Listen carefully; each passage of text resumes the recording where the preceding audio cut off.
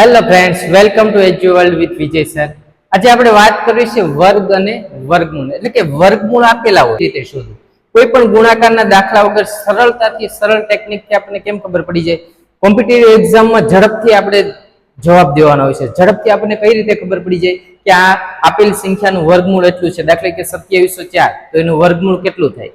સરળ ટેકનિક, ફટાફટ. 1444 એનું વર્ગમૂળ કેટલું થાય? 3364 તેનું વર્ગમૂળ કેટલું થાય? ઝડપથી આપણે કઈ રીતે કહી શકીએ? વિડીયોમાં શરૂઆતથી અંત સુધી બન્યા રહેજો.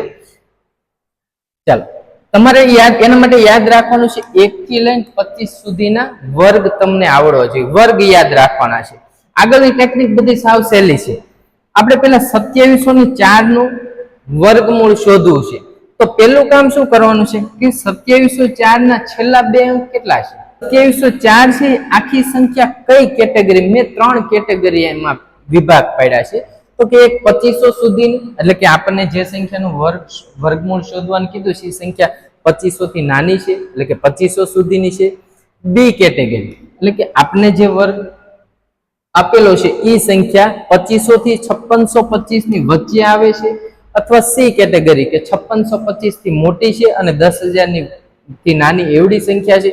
એટલે પેલા સંખ્યા જોઈ લેવાની કઈ કેટેગરીમાં આવે છે. તો કે 2704 એ જો 2500 થી મોટી છે અને 5600 થી નાની, એટલે કે બી કેટેગરીમાં આવે છે. એ આપણને ખબર પડી ગઈ છે. ઓકે, હવે જોઈએ છેલ્લા બે અંક ક્યાં છે? 04. તો છેલ્લા બે અંક 04 આવતા હોય ને એ આમાંથી આપણે શોધવાનું. તો છેલ્લા બે અંક 04 મતલબ 4 એટલે કે 04. તો 04 છે એ કોનો વર્ગ છે? તો કે 2 નો વર્ગ છે ને. ઓકે, હવે બી કેટેગરીમાં છે એટલે 50 પ્લસ, એટલે 50 માં 2 પ્લસ કરી દો એટલે 2704 નો વર્ગ કોનો વર્ગ છે? 52 નો વર્ગ. બીજું ઉદાહરણ જોઈએ એટલે વધારે સરળતાથી સમજાય. 6084. તો 6084 મતલબ કેમાં આવશે? જો 5625 થી મોટી છે એટલે સી કેટેગરીમાં આવશે. ઓકે, 6084. 6084 ના છેલ્લા બે અંક કેટલા છે?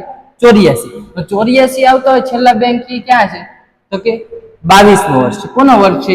22 નો વર્ગ છે. હવે સી નો નિયમ શું છે? તો કે જેનો છેલ્લા બે અંક આવતા હોય એનો જેનો વર્ગ હોય એ સંખ્યાને 100 માંથી માઇનસ કરી દે. તો 100 માંથી તમે 22 માઇનસ કરશો એટલે કેટલા થઈ ગયા? 78. તો 6084 છે એ કોનો વર્ગ છે? 78 નો વર્ગ છે. આગળ જો 1444. તો 1444 મતલબ એ કેટેગરીમાં આવશે. તો એ કેટેગરીનો મતલબ કે 50 માંથી માઇનસ કરવાના છે. પેલા જો છેલ્લા બે અંક કેટલા છે? 44. છેલ્લા બે અંક 44 આવતા હોય ક્યાં છે? અહીંયા છે. એ કોનો વર્ગ છે? 12 નો છે ને. તો 12 ને તમે 50 માંથી માઇનસ કરી દો એટલે કેટલા થઈ જાય? 38. તો 38 નો વર્ગ છે. છેલ્લે છે 4624. તો 4624 ક્યાં આવશે? તો કે બી માં આવશે. 2500 થી લઈને 5625 ની વચ્ચે છે.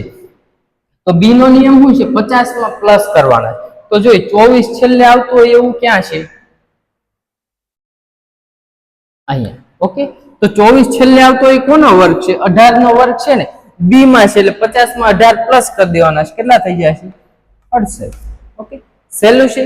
3364 નો એક હું હજી કરાવી દઉં છું. ચાલો, 3364 કોની વચ્ચે આવે છે? કઈ કેટેગરી? બી કેટેગરીમાં આવશે ને. 2500 થી 5625 ની વચ્ચે આપેલા છે. હવે છેલ્લા બે અંક કેટલા છે એના? 64. તો 64 ક્યાં આવે છે? અહીંયા 64 છે. એ કોનો વર્ગ છે? 8 નો વર્ગ છે ને. બી કેટેગરીમાં મતલબ 50 માં 8 ને પ્લસ કરવાના છે. તો કેટલા થશે? 58. તો આનો વર્ગ કેટલો થશે? 58. ઓકે, હવે આપેલા બે વર્ગ છે 1156 અને 7569. આનું વર્ગમૂળ તમે આ જ ટેકનિકથી શોધીને કમેન્ટ બોક્સમાં લખજો. જો તમને આ વિડીયો ગમ્યો હોય તો આ ચેનલને લાઈક કરજો, શેર કરજો અને સબસ્ક્રાઇબ કરજો. ઓકે.